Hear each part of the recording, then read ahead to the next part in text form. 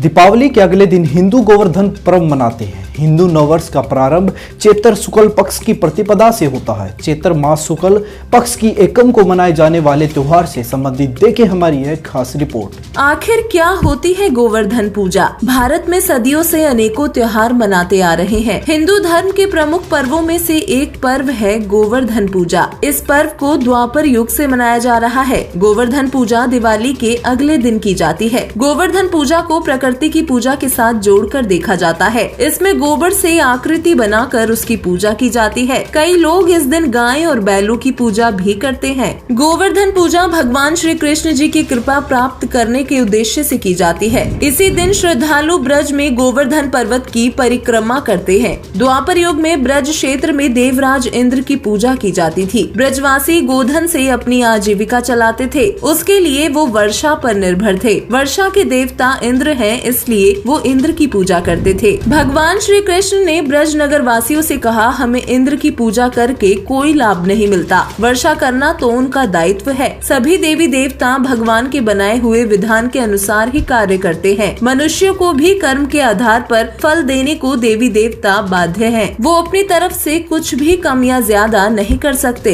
इंद्र के अहंकार का दमन करने के लिए ही श्री कृष्ण ने कहा कि हमें इंद्र की पूजा नहीं करनी चाहिए। वास्तव में द्वापर युग में भगवान श्री कृष्ण ने देवी देवताओं की शास्त्र विरुद्ध साधना को बंद करवाया था। इससे ये निष्कर्ष निकलता है कि देवी देवताओं की पूजा करके भाग्य से अधिक सुख नहीं मिल सकता। मनुष्य को सिर्फ पूर्ण परमात्मा की पूजा करनी चाहिए। केवल एक मालिक की आराधना से सब कुछ मिल सकता है। परमेश्वर कबीर साहिब कहते हैं, कबीर एके साधे सब सधे, सब साधे सब जाए, माली सींचे मूल को, फले फूले अघाए। कबीर गोवर्धन कृष्ण जी उठाया, द्रोणागिरी हनुमंत, शेष नाग सब सृष्टि उठाई, इनमें कौन भगवंत। गोवर्धन पूजा का आरंभ द्वापर युग से हुआ है। विचार करने योग्य बात है कि द्वापर युग से पहले किसकी पूजा की जाती होगी। कृष्ण जी का जन्म द्वापर युग में और श्री राम जी का जन्म त्रेता युग में हुआ, तो फिर सतयुग में किसकी पूजा की जाती होगी। पूर्ण परमेश्वर कबीर साहिब जी ने पूछा था कि हे धर्मदास जी, सतयुग में किसकी पूजा करते थे? उस समय तो राम और कृष्ण थे ही नहीं। श्रीमद् भगवत गीता में कहा गया है, भक्ति मार्ग के लिए कौन से कर्म करने चाहिए और कौन से नहीं करने चाहिए, उसके लिए शास्त्र ही प्रमाण है। हिंदुओं के पवित्र शास्त्र वेद और श्रीमद् भगवत गीता है। दोनों में कहीं भी देवी देवताओं की पूजा के बारे में नहीं कहा गया है। श्रीमद् भगवत गीता के अध्याय 4 के श्लोक 34 में कहा है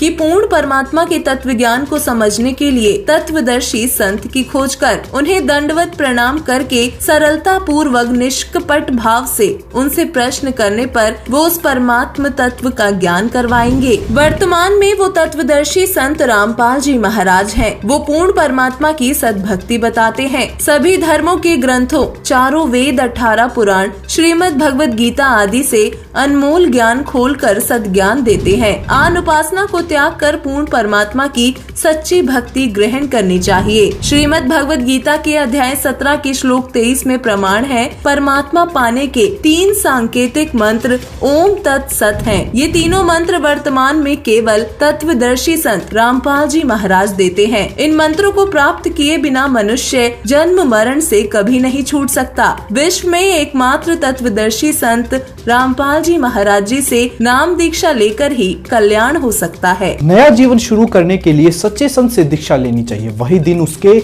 जीवन में नया साल होता है, जिस दिन जब वह एक सच्चे संत की शरण लेता है। आप भी संत रामपाल जी महाराज जी से नाम दीक्षा लेकर अपने नए जीवन की शुरुआत कर सकते हैं। आज की हमारी रिपोर्ट में बस इतना ही।